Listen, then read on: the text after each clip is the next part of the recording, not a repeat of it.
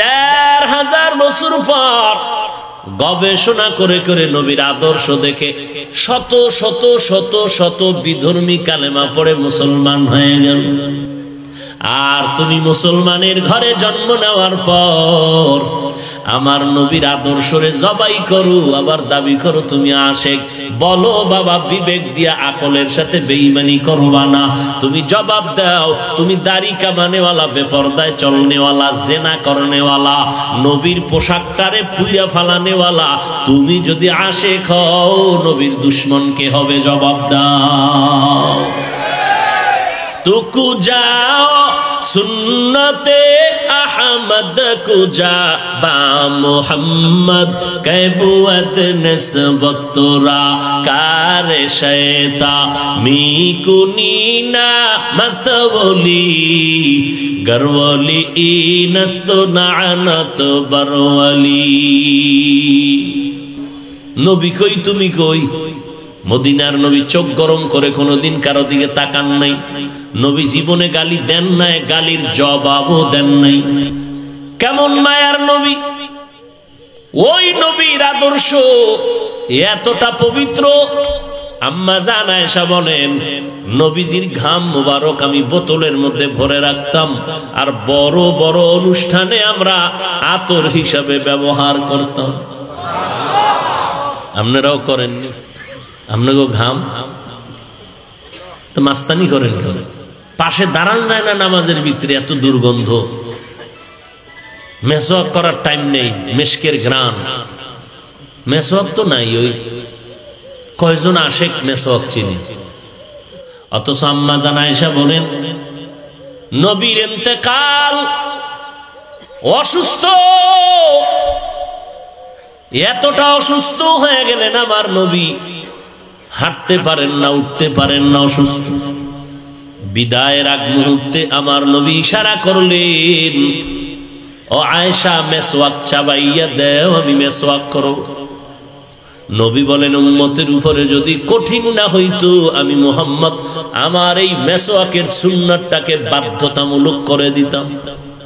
মেসওয়াক নাই, গ্রামের মানুষ তাই কেউ মেসওয়াক করে না, গাছের অভাব নাই। আমরা শহরে না গাছ পাই না, মাঝে মাঝে বেরাস করি। আল্লাহর কসম, মেসওয়াকের দ্বারা যেই পরিমাণ দাঁত পরিষ্কার হয় দুনিয়ার কোন বেরাসের দ্বারা ওই পরিমাণ পরিষ্কার হয় না। আমি নিজে পরীক্ষা করে বলতেছি, তুমি মানবা না। তোমার ঘাটতারা, ওটা নিয়ে আমি কি করবো? তর্ক করবো?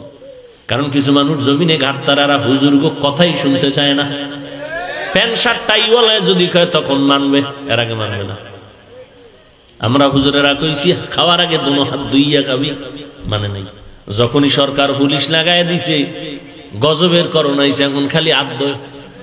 জীবনে জানা দিছে করোনার বছরে সব কাজা করে নিয়েছে, খালি ফাঁকে ফাঁকে মেডিসিন একটা পকেটে লই লিছে, বাইর করে আর হাত ধোয়। হুজুর ধুইবেন নি, তোর মতো আমি বিড়ি টেনছি নি, তোর হাত তো না পা।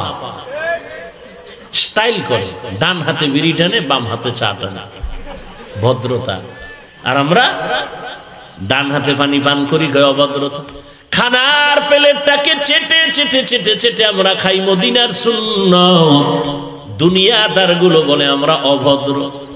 চেয়ার টেবিলে পায়ের উপরে পাও ফালাইয়া খায় ভদ্র। মদিনার নবীর সুন্নাত হলো লেভেল বিছানায় খাও, চেয়ার টেবিলে খাবা না।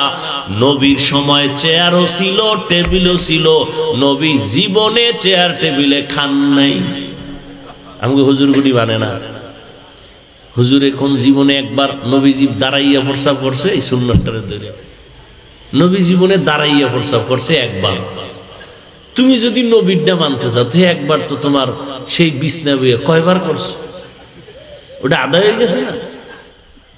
কপাল পোড়া মুসলমান। এখন হুজুরগো কথা মানে না। যখন বিজ্ঞানীরা কলম ধরছে, গবেষকরা কয় দাঁড়াইয়া প্রস্রাব করলে শরীরের যত পরিমাণ ক্ষতি হয় এর মধ্যে বড় ক্ষতি হয়, কিডনি ড্যামেজ হয়ে যায় দাঁড়াইয়া প্রস্রাব করলে। এবার মাথা নত করে না। যখন বিজ্ঞানীরা কইছিল মানা যায়, হুজুরগোনা মানা যাবে না। হুজুরগো কাছে ছোট হইতে রাজি না, কারণ ঘাটতারার জন্মে ঘাটতারা। বয়ান টয়ান শুই না, আপনি বাসায় যাবেন, আমিও যাব। আপনারা বাসায় গিয়ে ফ্রেশ হবেন, ফ্রেশ। কোথায়? ওয়াশরুমে। আমরাও গিয়ে ফ্রেশ হই। আপনি গিয়া হাত ধুইলেন, চেহারা ধুইলেন, মাথা ধুইলেন, পা ধুইলেন, আমরাও তাই করলাম। কিন্তু আমাদের প্রত্যেকটা ফোঁটায় ফোঁটায় সওয়াব।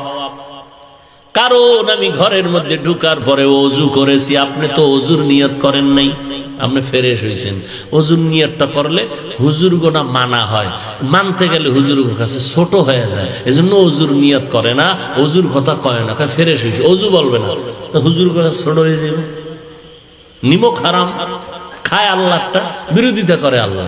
নামাজ পড়ে ইমামের পেছনে, বাইরে গিয়ে ইমামের বিরোধিতা করে। এরকম গাদ্দার নাই?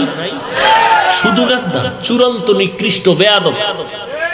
লিকুল্লি শাইইন জিনাতুন ফিল ওয়ারা ওয়া জিনাতুল মারই তামামিন আদাবি আজ খোদা হিমে তৌফিকে আদব বে আদব মাহরুমে গাশত আজ ফজলে রা। মানুষের ভুল হবেই, কথা ঠিক না? ভুল হওয়া এটা রসুলের হাদিস মতে ভুল হওয়া এতটা মারাত্মক না, ভুলটা স্বীকার না করা যতটা মারাত্মক। পয়গম্বর বলেন, দুনিয়ার সমস্ত উম্মত বনি আদমরা গুনার পর্দায় আটকানো গুনাহ করে, ভুল করে, কিন্তু ওই ব্যক্তি আল্লাহর কাছে বড় দামি যে ভুল করি আবার স্বীকার করে, সারেন্ডার হয়, মাথা নত করে, আল্লাহ ভুল করেছি, মাফ করে দাও। এরে আল্লাহর বান্দা, তুমিও মুসলমান, আমিও মুসলমান, এক মুমিন আর এক মুমিনের আয়না। আমার ভুল তোমার চোখে পড়বে, ধরায় দাও, আমি পারবো ধরায় দিব। ধরাইয়া দিয়া মাথা ডানে বামে নাড়বা না, নত করে বলবা, ভাইজান তোমাকে দোয়া করি, তুমি আমার আয়না হইয়া ধরায় দিছো। না হয় মানুষ আমারে খারাপ বলতো, কে জানি কত বাজে মন্তব্য করতো।